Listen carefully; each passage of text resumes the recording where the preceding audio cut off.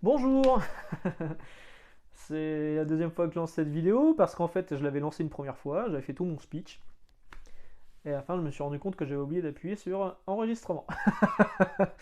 Tout va bien, on va dire que c'est une vidéo zombie et ça tombe bien, ça tombe pile poil dans le sujet, à savoir aujourd'hui on va parler de DCeased numéro 2. Alors DCeased, vous avez peut-être compris, c'est un jeu de mots entre DC Comics et DC Day en anglais, donc DCeased.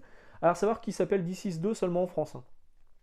C'est une décision d'Urban Comics, parce qu'aux États-Unis, ça s'appelle DC's Dead Planet. Alors, c'est la suite directe, cette fois, de DC's numéro 1, celui-ci. Alors, moi, j'avais une variante cover avec Batman en zombie dessus, mais la couverture normale, c'est Superman en zombie, avec écrit en gros DC's de là. C'est la suite directe, celui-ci faisait 240 pages, celui-ci fait 208 pages, il est un peu moins gros, et il est surtout un peu moins bien, et même plutôt beaucoup moins bien. Ça, j'avais beaucoup aimé, en fait, avec cette histoire de zombification, enfin, c'est Marvel Zombie vu par DC Comics, en utilisant l'équation d'antivie comme vecteur de virus pour transformer les gens en zombies. Donc, il s'est arrivé des bricoles. Sans trop spoiler, à la fin de celui-ci, les survivants s'échappent de la Terre et partent sur Terre 2. Voilà. Superman se retrouve coincé dans le soleil en train de boulotter tout doucement le soleil. Et donc là, ça se passe 5 ans plus tard avec Superman qui est donc John Kent, là pour le coup. Voilà, c'est le fils de Clark.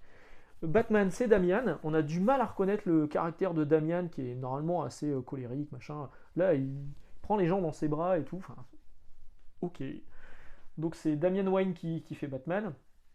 Et le postulat de départ, c'est qu'ils sont tous sur Terre 2 5 ans plus tard, où ils ont reconstruit la civilisation, ils ont quelques petits problèmes avec des extraterrestres voisins, machin, tout ça. Bon, on voit qu'ils vivent leur petite vie. Ils reçoivent un signal de détresse qui vient de la Terre. Le truc, il a traversé la galaxie, hein. Tiens, un signal de détresse, mon Dieu, la Terre est en détresse. Ah bah sans doute, hein. La Terre est envahie de zombies, donc évidemment qu'elle est en détresse. Donc ils se disent, tiens, on va y aller. Bonne idée. Ils se rendent là-bas, ils retrouvent un personnage du premier, et là ils se rendent compte qu'il y a peut-être un remède qui existe, donc ils vont essayer de trouver et de fabriquer un remède afin de pouvoir retransformer tous les gens en personnes normales. Donc cette mini-série est en 7 numéros, pas de variante cover sur ce numéro 2, parce que le premier il y a eu plusieurs variantes cover, je vous avais fait voir, moi j'ai celle de Batman, mais il y en a eu beaucoup d'autres. Pas de variante cover sur celle-ci. C'est la suite directe, ça et ça, Unkillables et Up at World's End, on s'en fout, ça n'apporte rien du tout. Moi personnellement, je les ai plus, je les ai lâchés. Euh, Il y a juste un moment où vous voyez un bâtiment, où vous vous dites, tiens, si vous voulez savoir comment le bâtiment est arrivé là, faut lire une des deux mini-séries, mais franchement, ça n'a aucun intérêt. Vous pouvez très bien lire DCeased le premier et DCeased 2 sans avoir lu les deux séries complémentaires, un peu l'équivalent des tie en fait, qui n'apportent pas grand-chose. Donc moi, je les ai plus, je suis passé de ça à ça, franchement, c'est nickel. Alors, si je l'ai pris, c'est parce que c'est Tom Taylor au scénario. Tom Taylor, on le connaît sur Injustice, mais c'est évidemment sur d'autres trucs. Et au dessin, c'est le retour de Trevor Hersin. Alors, Trevor Hersin, il avait dessiné le premier. J'aime beaucoup son trait. Moi, je l'avais découvert dans Class War chez Delcourt. Si vous ne connaissez pas Class War, je vous invite à découvrir Class War.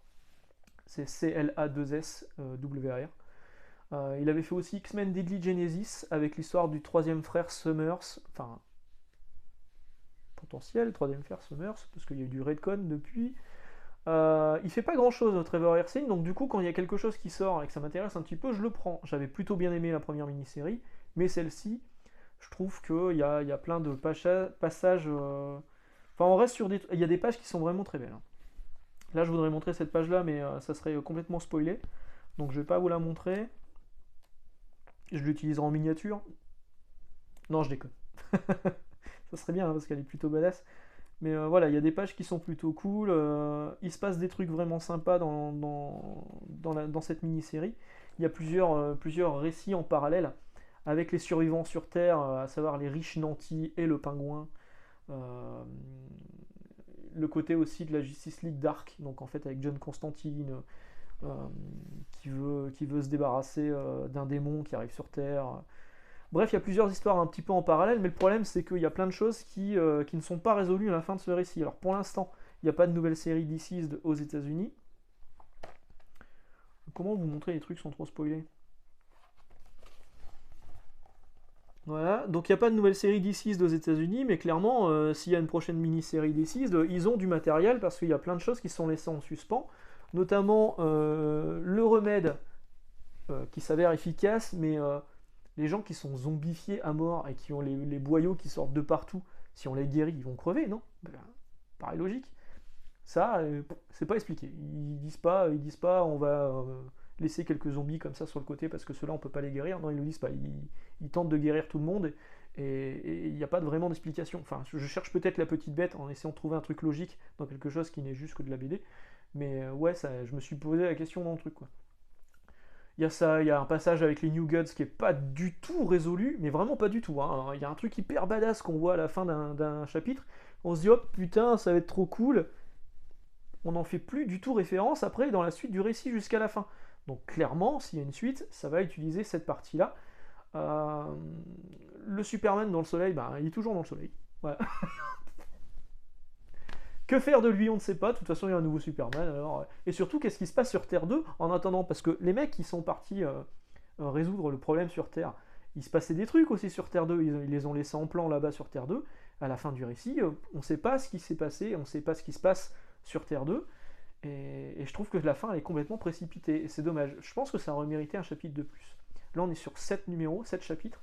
Je pense qu'un chapitre de plus, ça aurait pas été du luxe, afin de pouvoir donner une conclusion à ces idées jetées à droite à gauche là-dedans. Ça m'étonne quand même de Tom Taylor, parce que en général, ces récits sont bien construits.